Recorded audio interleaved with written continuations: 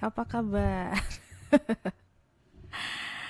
Aku muncul lagi dan aku ingin mengucapkan terima kasih buat teman-teman yang masih hadir di channel aku yang kadang aktif, kadang enggak. Tapi percayalah, aku bener-bener kalau emang lagi nggak bisa, aku nggak paksain untuk bikin video karena takutnya nanti energinya ngaco. Nah, sekarang udah bulan Agustus, teman-teman. How are you all? Apa aja yang udah kalian lepaskan, apa aja yang udah kalian pelajari? Kalau aku so far banyak banget yang udah dipelajarin, banyak banget juga healing. Healing yang dalam artian sebenarnya ya bukan healing-healing yang seneng-seneng jalan-jalan. Itu juga ada sih. Tapi makin kesini makin ngerasa bahwa memang eh aku bertanggung jawab sama diriku sendiri dan terhadap Tuhan gitu. Jadi makanya makin kesini tuh aku makin sadar bahwa aku tidak bisa berpendapat sama hidup orang karena apapun yang orang jalani itu benar-benar dia jalani dari kesadaran masing-masing. Jadi akan tidak valid kalau aku bilang, oh pilihan dia kan salah atau pilihan dia kan benar. Karena aku menilai dari kacamata aku dan kesadaran aku serta latar belakang bagaimana aku dibesarkan dan sangat berbeda dengan cara pandang orang yang menjalani itu. Makanya itu juga mungkin yang bikin aku makin jarang kasih reading. uh, karena di aku makin kesini makin lama nggak ada yang salah, nggak ada yang benar gitu. Kalau misalnya seseorang ingin melakukan A gitu ya, dan menurut aku itu salah, aku selalu ngingetin diri aku belum tentu menurut Tuhan itu salah atau belum tentu menurut higher self dia salah, karena balik lagi bahkan apa yang kita sebut sebagai kesalahan atau musibah pun itu ada manfaatnya, setidaknya ada pelajaran yang bisa dia petik gitu. So aku punya kartu di sini ada 4 tumpuk. Teman-teman pasti tahu ya, udah benar-benar deh, ini udah pick a card aja. Uh, jadi sebelum aku membacakan, aku sedikit mau kasih introduction. Tadi udah introduction pertama, sekarang introduction kedua. Nanti kalau misalnya bosen dengernya skip aja, langsung aku kasih nanti ininya, timestampnya. Agustus ini sampai ke depannya kita tuh ini ceritanya um, energi update tipis-tipis ya. Aku berusaha untuk tidak pakai kartu sama sekali. Aku ngerasain aja. Kita tuh udah benar-benar dianggap dewasa sama semesta. Udah tidak lagi dikasih hal-hal yang lembek-lembek. Karena sebenarnya kita bukan bayi lagi. Kalau kita bisa survive sampai saat ini sudah melewati banyak hal ya. Banyak kiamat kecil kalau kata orang. Uh, dari kapan tuh? Anggaplah kalau dari zaman aku hidup, kita udah ngelewatin yang namanya uh, kerusuhan besar waktu itu di Indonesia, tsunami Aceh, kemudian bencana-bencana lain yang juga besar-besar yang mendampaki banyak orang, lalu COVID gitu ya, krisis krisis di mana-mana. Kalau sudah melewati itu semua dan kita masih hadir di sini, masih hidup, itu kita bukan bayi lagi. Uh, jadi janganlah selalu membawa-bawa mental kayak maunya dimaklumin aja. Kamu tuh jiwa yang kuat dan seperkasa itu sehingga sampai sekarang masih mengemban tugas di bumi ini. Tugas juga bukan tugas yang kayak orang suka salah kaprah sih kalau gue sebut tugas ya, atau misi hidup kesannya yang besar-besar kayak perdamaian dunia atau membantu sesama menemukan jalan hidupnya. Kadang nggak gitu. Kadang apa yang kita anggap kecil tuh justru yang membuat suatu kehidupan secara garis besar itu bisa berjalan dengan irama yang baik. Eh, ya, balik lagi. So, Agustus ini sampai ke depannya, ibaratnya gini, udah tidak ada lagi pelintat-pelintut atau indecisive. Itu bahasa Indonesia apa ya? Maju mundur ya.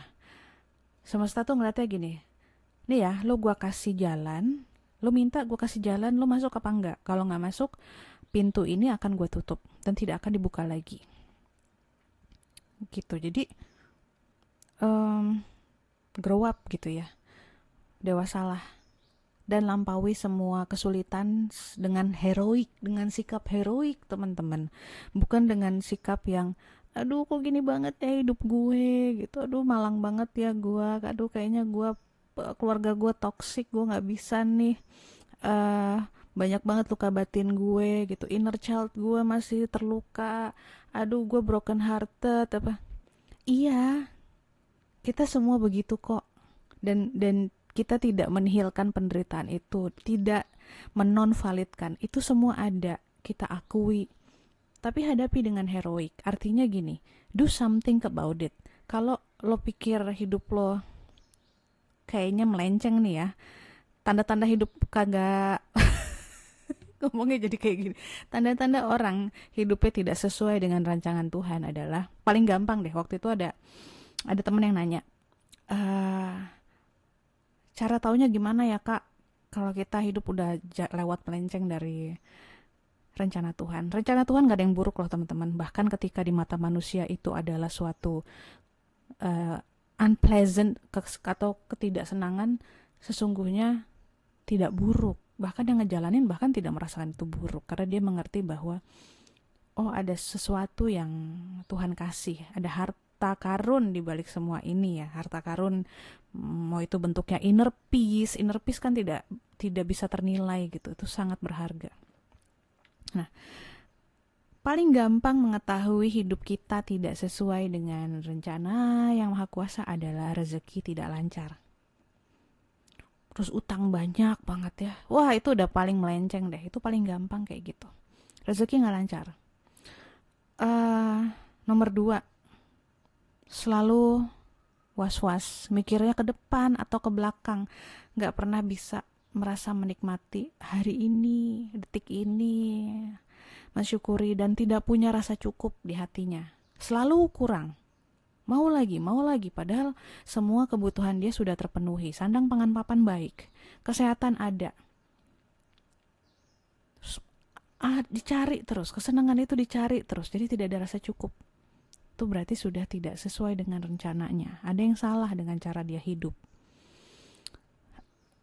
Again, salah benar, tetap semuanya ada manfaatnya nantinya dipetik ya. Ketiga, hidupnya stagnan. Ada istilah percepatan. Pasti teman-teman di sini yang sering nonton video-video yang sifatnya new age atau spiritual atau esoterik atau metafisik, itu ngerti artinya percepatan. Nah, percepatan ini ketika kita ngerasa misalnya dalam 1 tahun banyak banget perubahan dalam hidup kita, pindah kerja, punya anak, nikah, kemudian tahu-tahu dapat project. Jadi percepatan ini nggak cuma dalam bentuk dapat rezeki, tapi juga kadang-kadang kehilangan hal besar-besar. Nah, perubahan gede-gede ini itu namanya percepatan. Nah, orang biasanya kalau misalnya dalam hidupnya dalam waktu 3-5 tahun belakangan tidak ada hal ini, itu bisa dibilang stagnan. Ada yang ada yang harus ditanyain tuh ke diri sendiri. Ini apa ya, kok 5 tahun belakangan ini gue ngerasa tidak mendapatkan apa-apa, tidak mendapat ilmu, skill baru, dapetin juga biasa-biasa aja gitu, nggak ada yang wah gitu, nggak ada yang menyulut bara dalam hati. Nah gitu, kurang lebih itu. Tapi menurut aku yang paling bisa kelihatan adalah kondisi finansial. Kalau kita sudah dalam waktu 1 tahun bekerja keras, 1 sampai 3 tahun tidak ada peningkatan secara signifikan, atau malah um, begitu malah merosot ya dan jadi terjerat hutang, itu itu aku sudah bisa pastikan there's something yang melenceng dari yang direncanakan Tuhan. Karena aku pernah seperti itu, dan aku juga punya teman-teman yang kayak gitu, yang segitu dia menyadari bahwa nih kayaknya gue nggak nurut nih sama hidup nih, gue ngatur hidup gue sendiri jadinya berantakan. Segitu dia nurut sama hidup, hutang-hutang terlunasi, gaji naik dengan pesat gitu. Jadi uh, di Agustus sampai ke depan-depannya teman-teman, kita diharapkan untuk own your shit. Own your shit artinya akui kamu bikin kesalahan. Akui kalau emang hidup gak bener, ya gak bener gara-gara kamu, gara-gara lu, gara-gara gue gitu. Maksudnya gara-gara kita sendiri. Sudah, semesta tuh udah gak lagi mau denger, oh ini gara-gara gue datang dari keluarga yang disfungsional. Oh karena dulu orang tua gue begini, karena dulu mantan gue. Ya, that's in your past. Itu masa lalu kamu. Kamu udah dewasa. You can change your life. You can change the way you think. Kamu bisa kok ubah mindset kamu, cara berpikir kamu. Work your ass off gitu. Maksudnya bekerjalah untuk mengubah kenyataan hidup itu. Jangan luka yang sudah dalam artian basi dibawa-bawa kemudian menjadi narasi hidup kamu. Kamu mau ketika kamu misalnya sudah nanti umur 60 tahun, 70 tahun gitu ya, ketika masih ada umur. Kemudian yang kamu ingat adalah penderitaan doang. Kamu punya cucu, kemudian kamu cerita ke cucu kamu, yang kamu ceritakan adalah bagaimana dulu orang tua kamu atau pacar kamu atau lingkungan kamu membuat kamu seperti itu. Kan gak enak ya. Kamu ingin mewariskan hal-hal yang indah kepada keturunan. Kamu ingin mewariskan hal-hal yang menyenangkan. Ketika kamu pun tidak punya keturunan, you wanna live this life full. Merasa konten, cukup, bahagia, bersyukur. Sehingga ketika nanti waktunya pulang, itu udah kayak ngelepas baju yang udah enak banget, saking enak. Pasti kita punya ya satu baju atau beberapa baju yang kita pakai terus-terusan karena enak. Nah kita pinginnya nih ya, ketika kita meninggal kita taruh itu baju, itu kita taruh hidup kita yang sudah well lived. Kita, nih Tuhan, balikin lagi. Nih Tuhan, inilah hidup yang kau berikan. Aku jalani dengan wah cukup, dengan kaya pengalaman. Di dalamnya ada penderitaan, ada kesenangan, ada rasa syukur. Semua lengkap and it's all good and beautiful. Kasih, jadi kita bisa rest in peace. Rest in peace artinya tidak ada penyesalan yang kenapa gue gak bikin diri gue happy waktu itu.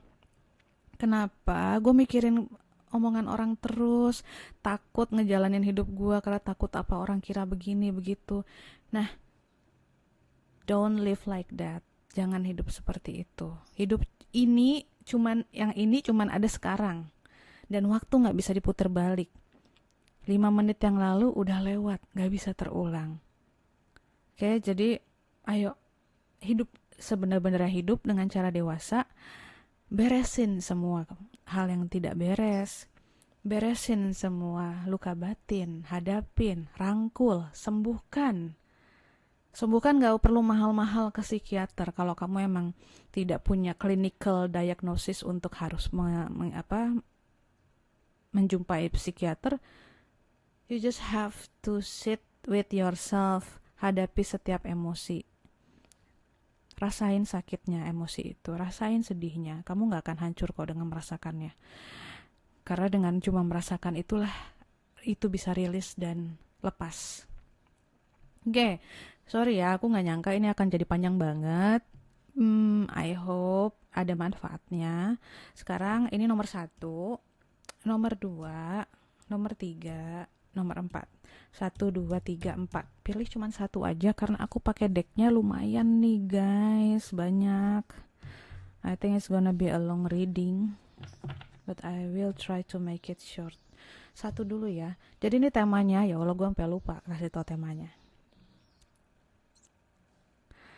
Ini tentang kedepannya lah ya. Pesan semesta untuk kamu bisa menjalani bulan ini sampai ke depan-depannya. Nomor 1, kamu dapat share your gift. Aku kasih lihat dulu semua. Give it to God. Body. Oh, it's about your body. Kemudian ada creativity. Ini creative energy.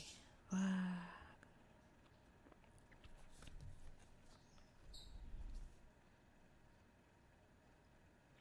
Teman-teman yang pilih kartu nomor satu, kamu nih kayaknya lagi prima-primanya gitu ya. Mungkin dalam hal pekerjaan atau cita-cita atau pendidikan atau apapun yang kamu jalanin sekarang tuh lagi puncak-puncaknya eh sukses, merekah. Kalau kamu punya ide tuh ide kamu lagi banyak banget dan bisa kamu terapkan atau wujudkan dengan lancar. Ini lagi keren-kerennya.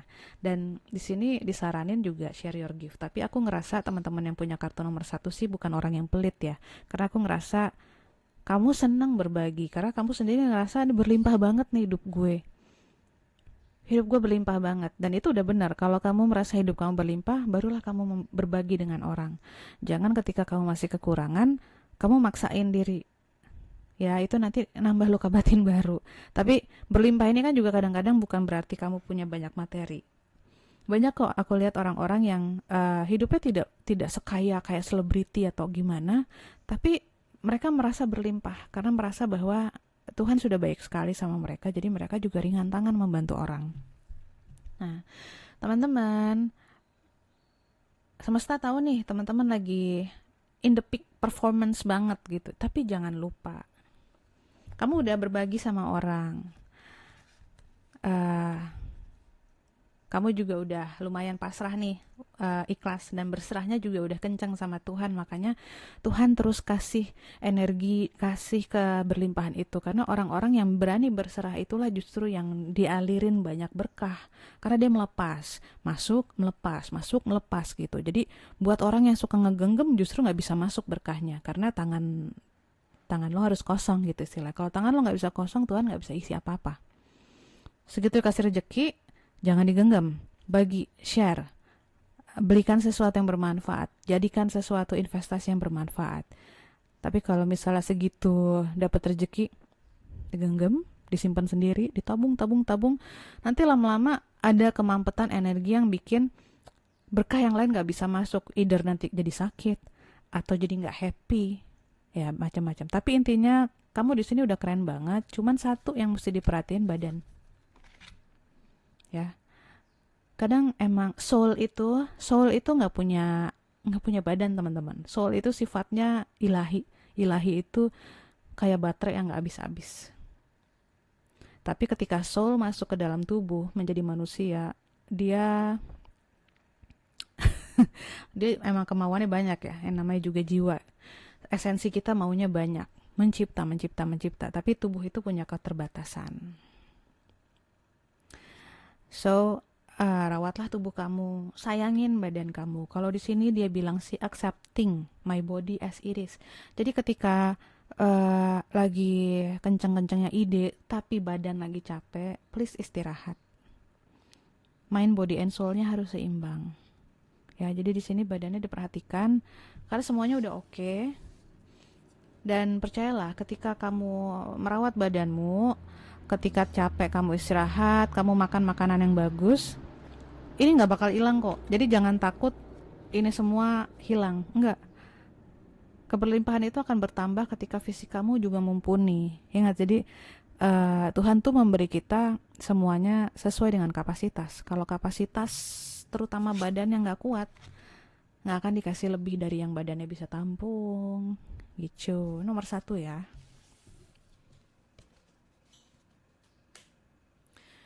Nomor dua. Satu, dua. Bener kan ya? Ini ada kartu stick with it, feel the well, striving. Aduh, kartunya cakep-cakep ya. Striving, happiness. Yang terakhir nih, happiness. Ini kurang lebih mirip sama yang nomor satu. Yang kamu jalanin sekarang udah bener. Jadi untuk kedepannya stick with it itu artinya telaten ya. Fokus. Jalan kamu udah bener. Pilihan kamu udah bener. Walaupun ini nih kayaknya nih ya, ini gampang jatuh banget. Artinya sebenarnya mungkin pilihan kamu pilihan yang nggak banyak orang eh, sangka atau duga. Jadi agak tidak mainstream lah. Dan kamu sendirian di sini, nggak banyak orang jalan sama kamu. Tapi terus aja, karena kamu udah benar-benar lurus. Semesta tuh udah mendukung banget. eh Jangan mudah tergoyahkan, ya. Jangan mudah tergoyahkan, fokus sampai dan harus harus konsisten, harus rajin. Tapi kamu udah begini sih aku ngerasanya. Nah, ya, ini belakangan nih ya. Happiness, kamu happy kok ngejalaninnya, walau ini tidak mainstream, walau mungkin orang-orang mempertanyakan keputusan kamu, tapi kamu happy kok, karena ini ada kepuasan batin di sini. Lakukan itu terus sampai ke depan, kamu udah bener. Cari sesuatu yang memberikan kepuasan batin, jangan cuman kepuasan secara materi atau kepuasan secara ego yang kayak oh keren ya kamu bisa kerja di sini padahal di dalamnya kamu nggak happy. Jangan kayak gitu. uh, striving striving di sini artinya Tuhan ngingetin kamu supaya nggak perlu kerja terus-terusan kerja keras, karena kadang-kadang kita juga harus percaya bahwa kita tuh dibantu kok sama semesta. Nah, makanya nih ada feel the well. Di sini diingetin kalau misalnya capek, kamu harus kasih jeda sama diri kamu. Ketika kamu berjeda, kamu memberikan kesempatan kepada semesta untuk membantu kamu. Gitu. Jadi kalau kita diem nih teman-teman, kita sesungguhnya memberikan kesempatan keajaiban itu bekerja. Kita udah kerja keras sampai capek, istirahatlah. Jadi makanya mirip sama kartu yang nomor 1. Di sini diingetin untuk feel the well. Feel the well artinya tenaga kamu habis nih, gitu. Jadi kadang itu manusia tuh ada batasnya ya. Harus istirahat dulu dan biarkan sisanya itu secara natural terjadi hal-hal itu. Jadi kamu selama ini mungkin sudah terbiasa untuk make things happen. Kamu berusaha menjadikan sesuatu itu terwujud, which is nggak apa-apa, karena yang kamu lakukan tetap direstui sama semesta. Cuman badan itu ada batasannya. Ketika nggak bisa, istirahat dulu. Bahkan ketika itu harus istirahat seminggu, gitu ya, nggak cuma sehari tapi seminggu, ya nggak apa-apa. Istirahat seminggu, nanti pas kamu mulai lagi pun kamu nggak mulai dari nol kok teman-teman. Kamu mulai dari spot dimana yang kamu tinggalin itu progresnya, bukan dari nol lagi. It's okay, jadi jangan khawatir, nggak akan mulai dari nol lagi ya. Jadi di sini yang di highlight dari 2 kartu yang tadi adalah istirahat, take care of your body, karena wadah kita di bumi ini cuman ini doang, badan ya, badan sama bumi. Kalau salah satu hancur ya kita hancur, ya kita nggak hidup lagi. Kalau buminya hancur kita nggak hidup, kalau tubuh kita hancur juga kita nggak hidup. So please take care of our 2 homes, our body, our planet. Pesan sponsor. 3.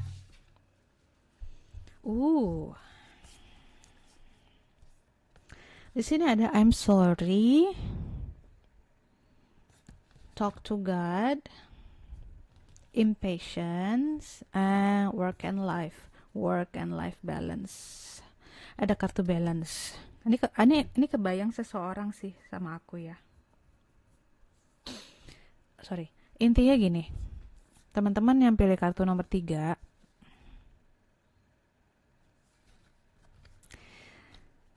gimana ya?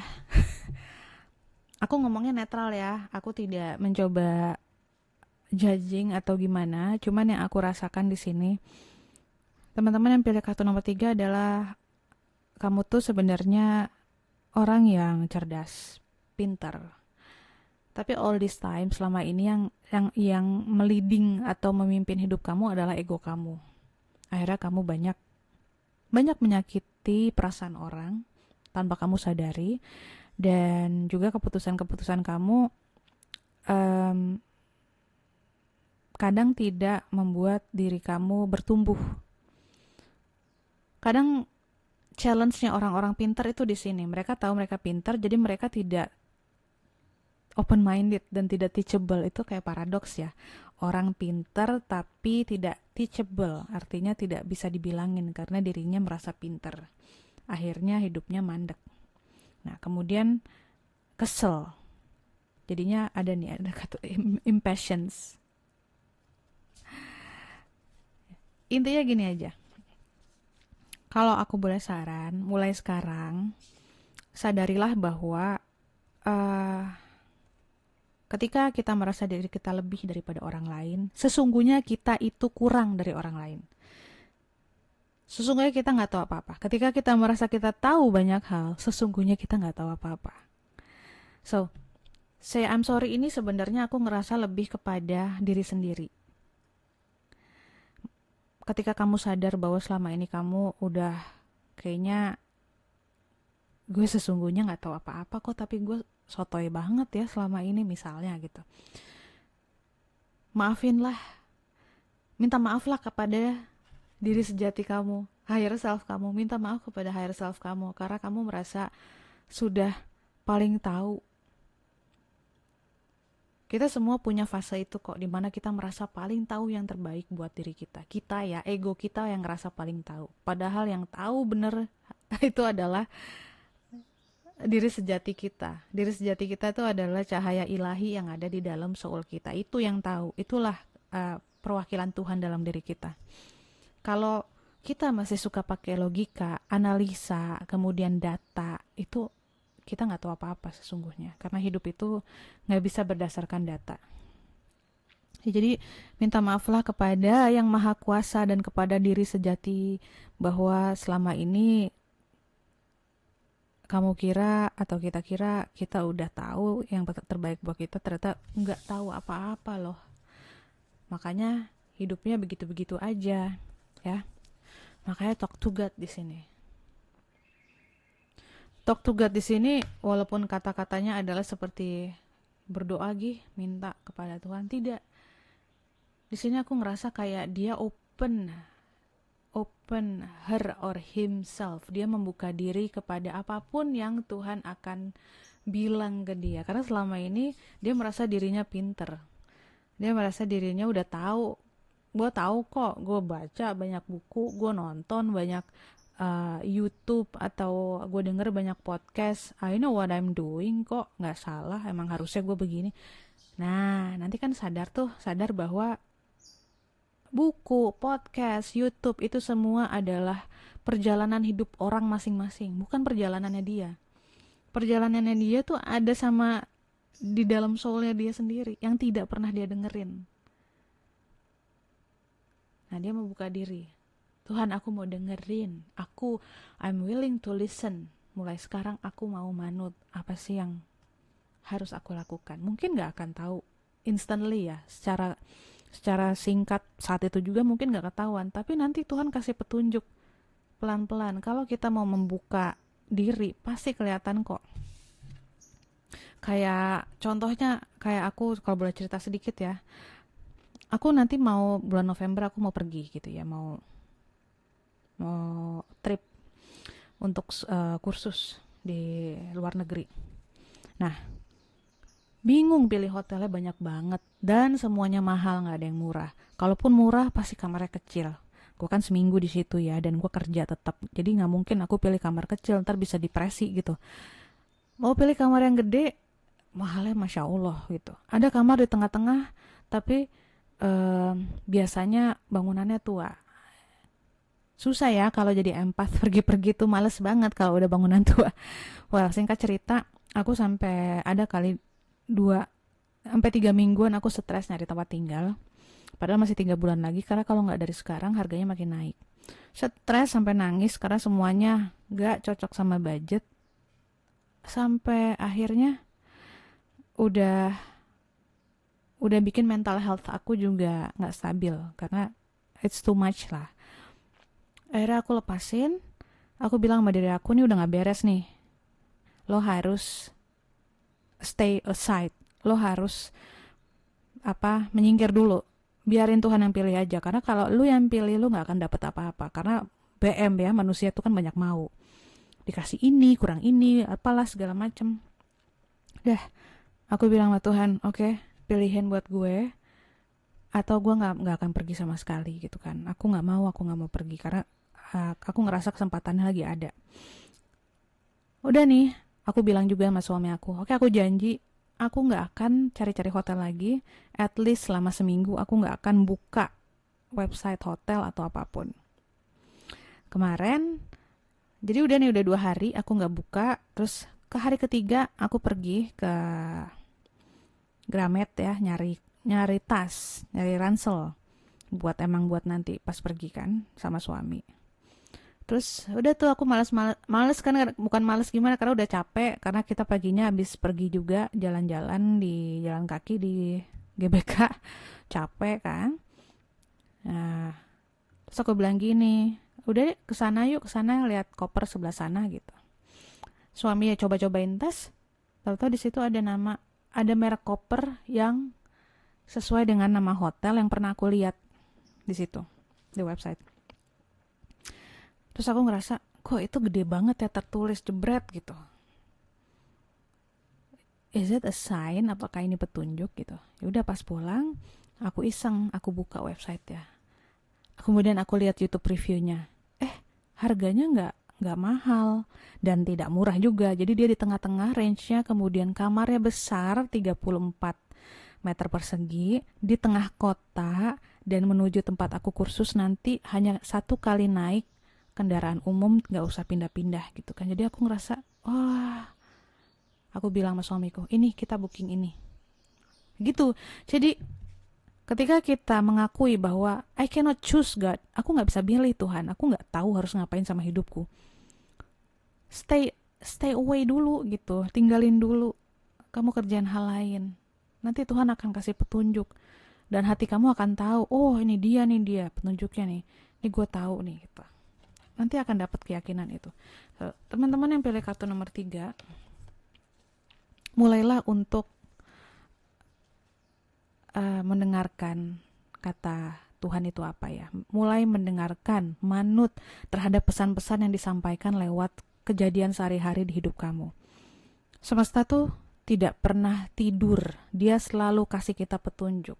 Hidup ini penuh dengan petunjuk. Masalahnya kita nutupin mata sama telinga. Kita hanya mau lihat dan dengar apa yang kita mau. Coba sekarang netral. Bahkan ketika petunjuk itu adalah sesuatu yang gak kita suka, try to see it. Cobalah lihat dan dengar dan terima. Nanti hidup kamu akan balance. Di sini nggak balance, belum dapat balance ya, karena di sini lebih banyak kamu yang ngatur hidup daripada hidup membentuk kamu.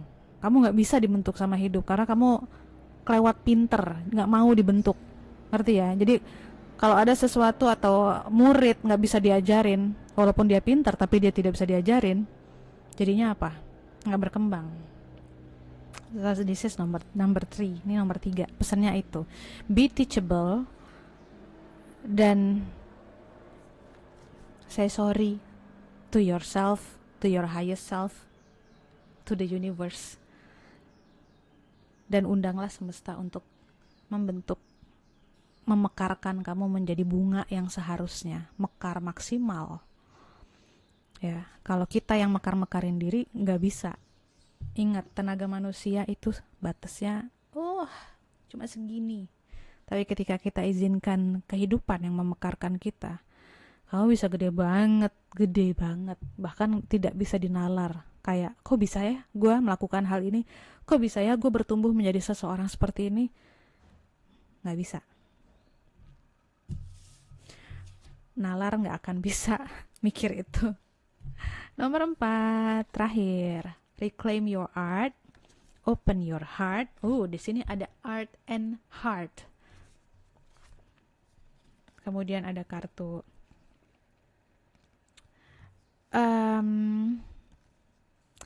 ini kayak, ntar ya, ini yang punya, buat teman-teman yang punya indera yang lebih enhance, indera yang lebih tajam daripada yang lain. Makanya Heh, bentar. Aku ingin merasakan apa yang dia mau sampaikan.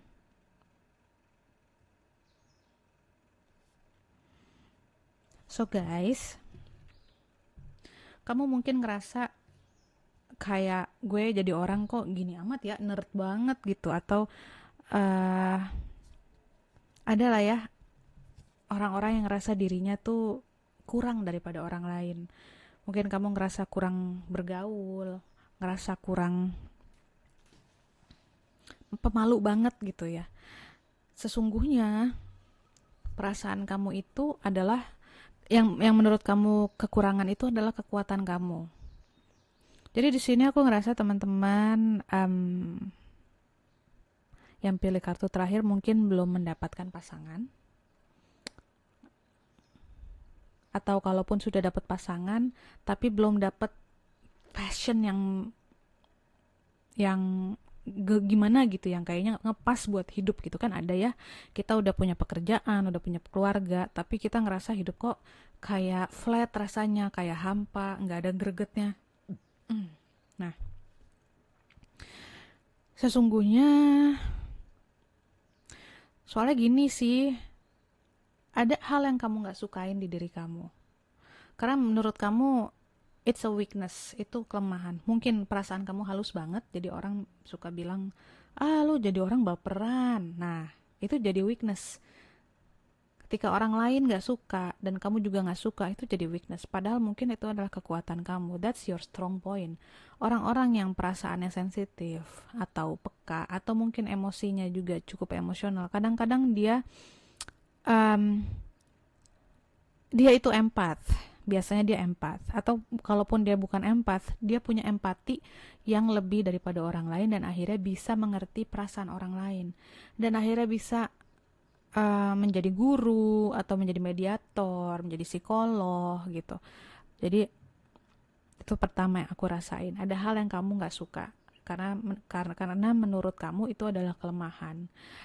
Jadi selain mungkin kamu sensitif, mungkin juga kamu punya hobi kayak gini, reclaim your art. Mungkin kamu ngerasa, aduh kalau gue jadi seniman, desainer, musician, atau sastrawan ya, sesuatu yang berhubungan sama seni, gue nggak akan bisa hidup, gue nggak akan bisa cari makan.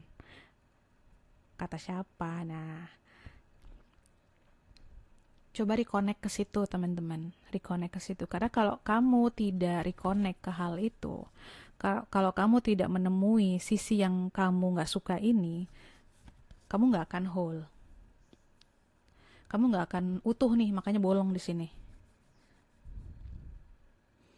Jadi manusia suka salah kaprah, disangkanya diri yang utuh itu adalah diri yang penuh dengan positivity, diri yang penuh dengan potensi. Itu nggak utuh. Diri yang utuh adalah yin and yang, hitam dan putihnya ada di situ. Ada keburukan, keburukan ya, bukan keburukan yang buruk, tapi balik lagi yang dari awal aku bilang, buruk di mata kita belum tentu buruk di mata Tuhan. Ada hal yang tidak kita sukai, ada hal yang kita sukai. Itu lengkap. Makanya hidup juga ada penderitaan, ada kesenangan, lengkap. Tidak bisa senang terus. Kalau senang terus, hidup tidak utuh. Kalau menderita terus, hidup tidak utuh.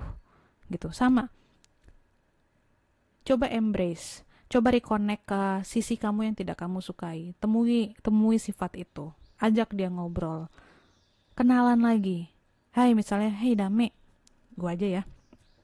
Aku punya sisi yang uh, susah untuk menjadi kemayu. Dulu aku benci banget, kok gue kayak laki sih gitu ya, gerabak gerubuk gitu.